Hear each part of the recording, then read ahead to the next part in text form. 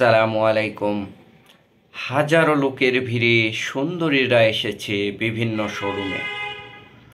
আজকে মা, বাবা, ভাই, বোন, ছোট ভাই, বড় ভাই, ফুপা, দুলা ভাই, বিভিন্ন মেয়ে, বিভিন্ন তার পরিবারের আত্মীয় স্বজনের লোকজনের সঙ্গে এসে শহরের সৌন্দর্য বৃদ্ধি করেছে। তারা গ্রামের ওই মফস্বলে থাকতে চায় না।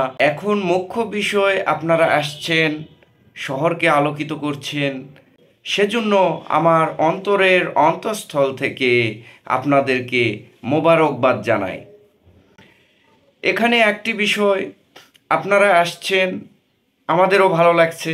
আমরা শোরুমে যাইও মজা পাচ্ছি। আমার চেয়ে ছোট যারা আছে বয়সে, তারাও খুব মজা পাচ্ছে। এখন এসব মজার ভিতর যে বিভিন্ন শোরুমে জিনিসপত্র কেনার সময় দেখছি তারা নিজেরা কোনো সিদ্ধান্ত নিতে পারছে না। সিদ্ধান্তর জন্য তার ওই বাবুটাকে বলতে হচ্ছে, বাবু এটা সুন্দর লাগছে না? সে আবার উপাস থেকে বলছে, হ্যাঁ এটা গর্জিয়াস ছিল। এই যুবক ছেলেদের পকেটের টাকা কেটে কেটে যুবকদের ধ্বংস করে ফেলছে। এই সব ছেলেরা, তারা কাজ নাই, কর্ম নাই, তাদের পকেটে কোনো টাকা নেই, পেট ভর্তি খাবার নেই, কিন্তু মাথায় এক গাদা চিন্তা নিয়ে ঘুরে বেড়াচ্ছে। আর এই সব ছেলেকে ওই ধলা চামড়ার মেয়েগুলি মফস্বল থেকে শহরে এসে পকেট কেটে তাদেরকে সর্বশান্ত করে দিয়ে চলে যাচ্ছে। যেসব ছেলেদের পকেট কাটছে তাদের রাতের ঘুম হারাম হয়ে যাচ্ছে।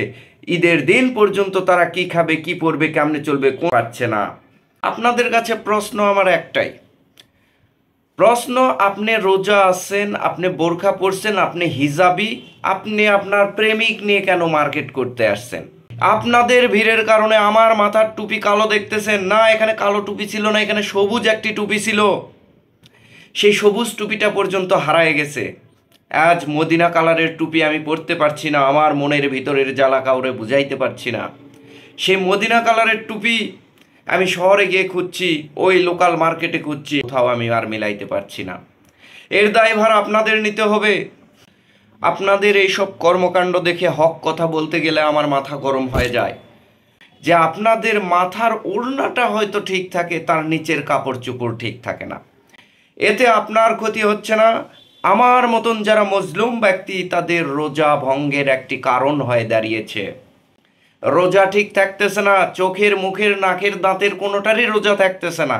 আপনাদের একটি কথাই বলতে চাই, আপনারা মার্কেটে যাবেন ঠিক আছে, বাজার করবেন ঠিক আছে, তবে আপনারা আপনাদের রুলস মেনটেন করে এসব করেন। নতুবা আপনারা নিজেরা গুনাহ করছেন, অন্যদেরকে গুনার পথে ধাবিত করছেন। দৈহিক প্রেম জেনার অপবাদ, স্বর্গীয় প্রেম মোবারকবাদ। টাটা, বাই বাই, আল্লাহ হাফেজ।